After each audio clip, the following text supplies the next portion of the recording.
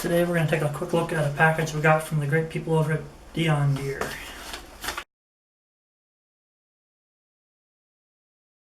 Okay, so first we're going to open this up, see what it is. I have an idea.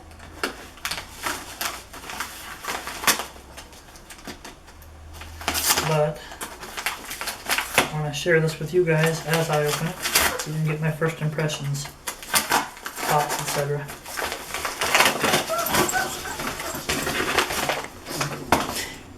As you can see, it comes in a fairly plain brown box, which is perfectly fine by me.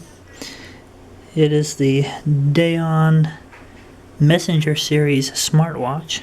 So I can get in there really close so you can see some of the things they say. It says it works for Android and iOS, but you do have to have Android 4.0 or higher, or iOS 7, looks like. Has a 15-day standby time on the battery. It does have an acceleration or an accelerometer sensor in it. It only weighs in at about 3.8 ounces. And again, it is manufactured by Daeon Technologies. Well, let's crack this sucker open and see just what we've got. Sorry about that, I had to adjust the camera, it wasn't focusing properly.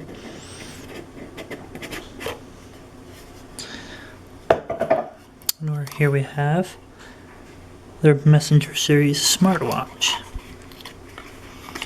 If you pull this back and you look, we've got, looks like a manual that's not in English, so we won't have to worry about reading that too much, I guess.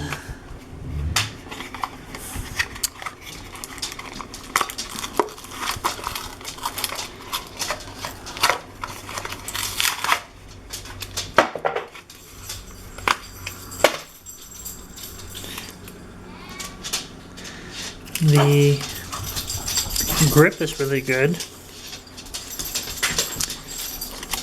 It does have a protective cover on here. Let's see if I can get in there really close. You can see there's it's almost like a diamond pattern grip. Feels really good in the hand though. Feels like it would be really comfortable on your arm. And let's see if we can get this thing to turn on and go from there. Okay, so it took a little bit of work, but I managed to figure it out. If you look on the back here of the watch, there is an area of contact, and in the box, don't throw it away yet, there's actually a little docking station charging port that's magnetized.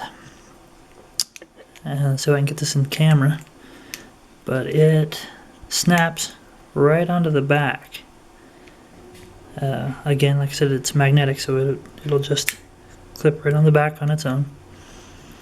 And then with the provided micro USB cord, you can plug it into a charger of any sort. But even after that, what you have to do is, if I zoom in here real close, you can see there's a reset button. You have to use a provided little paper clip that they give you in the box and push that in. And once you push that in, you'll see that it does in fact start the watch. It came 100% charged,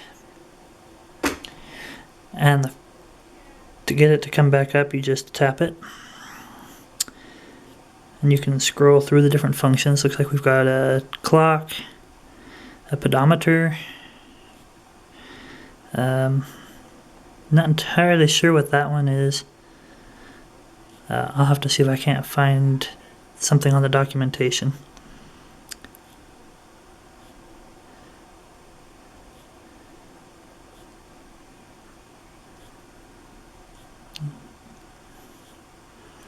And that one, again, I'm not entirely sure. It looks like a map symbol, or like you'd see on Google Maps, so maybe that's I don't know, a GPS, something that's probably your body temperature maybe. This one looks like it's something to do with maps. Let's see if I can go through another one. looks like those are the only options we've got. The one thing I did notice is, probably because it was in storage,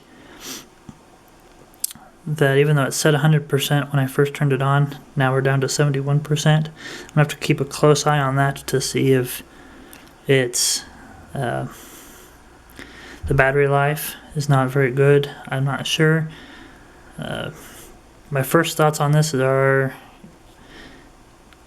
either I'm going to have to find some sort of a setting to change it over to English, or I'm going to have to learn how to read Chinese, it looks like, which could be a major problem for me, or any other American English-speaking potential buyers.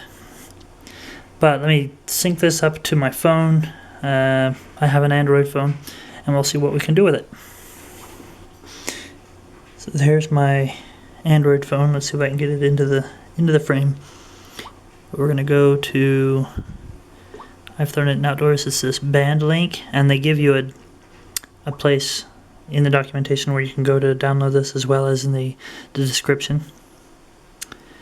We're gonna go to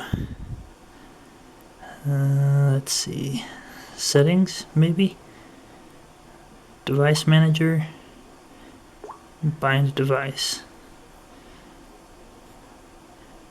We'll say devices nearby.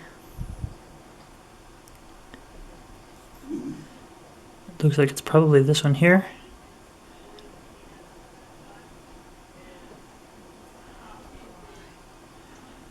It does see it as, let's see if I can zoom in there, sees it as a smartwatch.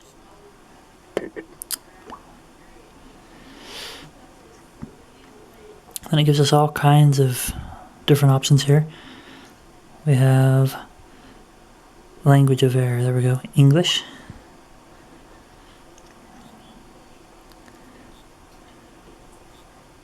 Wow, that's, maybe we'll see.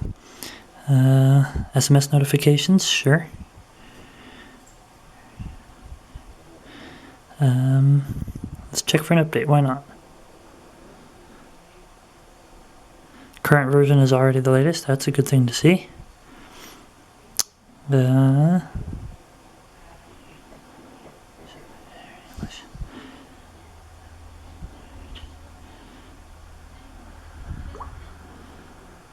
current mode, sure.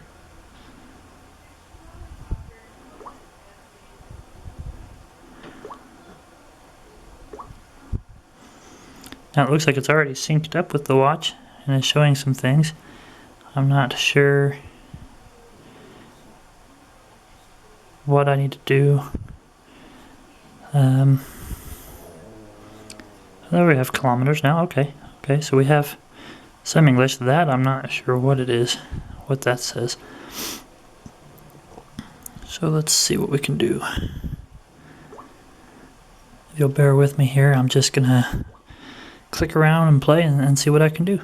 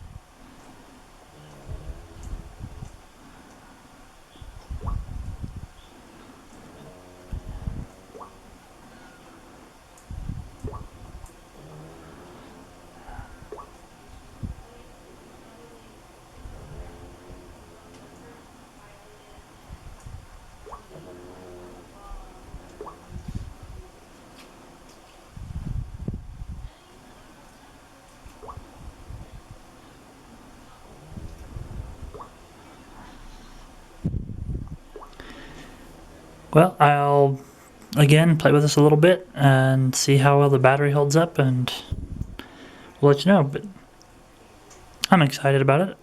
I hope it's a really good experience, and I'll be sure to share it with you guys and let you know. So after a couple of days of playing with this, I was able to figure out a few things I want to show you. That is a pedometer. Shows you how far you've walked, how many steps. That is how many calories you've burned, with a little fire symbol there. That is how far you've walked in kilometers. And then of course the battery indicator and your time. Final thoughts on this are it's really well made physically. It's very comfortable, quite stylish. Unfortunately, for those of us who can't speak Chinese or read Chinese, there's a major hurdle to get across. It's functional, but unfortunately it's not as functional as I think that it could be. Which is why I'm giving it such a low rating. I think if they were to push out an update with better English translations and to possibly include English instructions, it'll definitely make it a lot easier for those of us who cannot speak Chinese or read Chinese. Also, another nice feature would be if there was an ability to change it over from metric to imperial, so like feet and inches instead of meters and whatnot. So if reading Chinese is not a problem for you, this is a great watch. If so, I'd say hold off until they can work out a few more kinks, and it'll be a great buy at that point.